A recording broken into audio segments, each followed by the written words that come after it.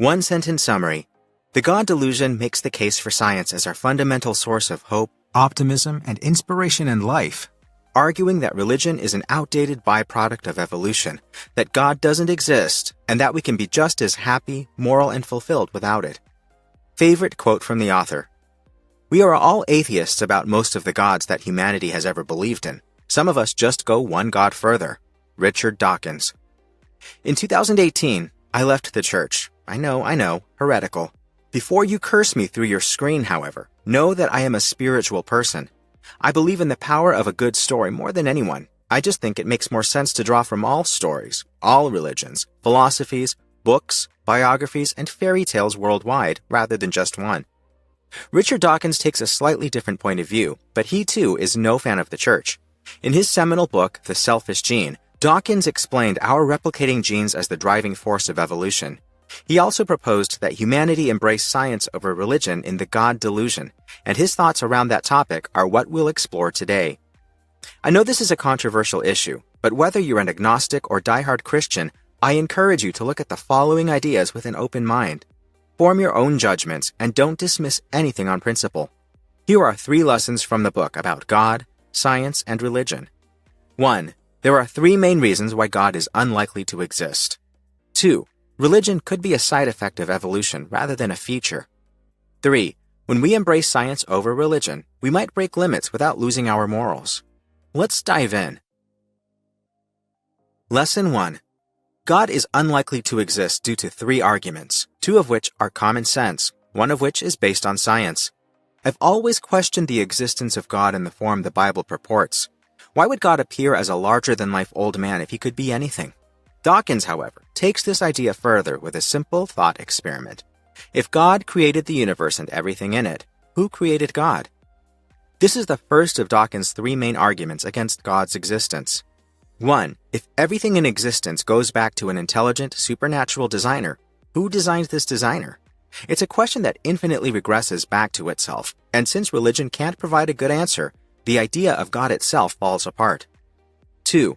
The Bible is highly unreliable and constantly contradicts itself. Written by multiple authors hundreds of years after the reported events, the Bible is hardly a textbook. Is it turn the other cheek or an eye for an eye? Was Jesus born in Bethlehem or in Nazareth? Since it can't even agree on simple facts, let alone important moral guidelines, the Bible isn't exactly a trustworthy source of information. Even religious people admit this, rarely taking the Bible literally. 3. Natural selection is a better, more rational, verifiable explanation of life on Earth than God.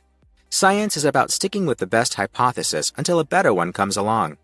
For religion, that was Darwin's On the Origin of Species, Dawkins claims. If tiny genetic adjustments help a species survive, those adjustments compound.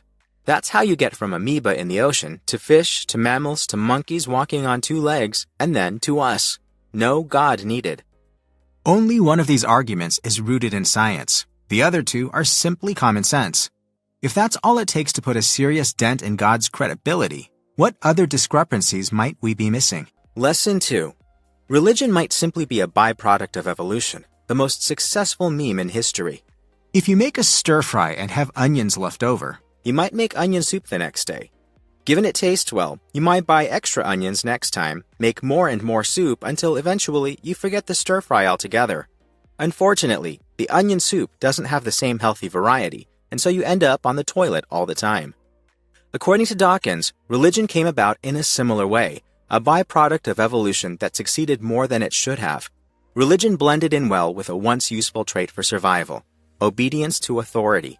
In times when it was important that your kids didn't wander off into the desert or pick the wrong fruit from a nearby bush, conformity was essential. Apply that same conformity to stories of miracles and men walking on water, however, and you end up with a society that spends tons of money on churches, makes ritualistic sacrifices every week, and listens to a long line of clergymen with their own agendas. Add to that religion's foundation and stories, and you have a great formula for survival.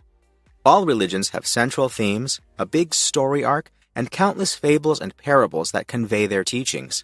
In a way, they're the most successful memes in history.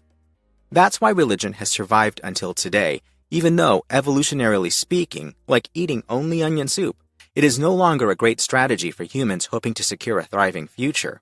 if it ever was in the first place. Lesson 3.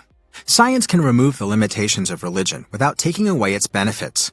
If religion is neither rooted in fact nor helpful to human survival, what should we do with it?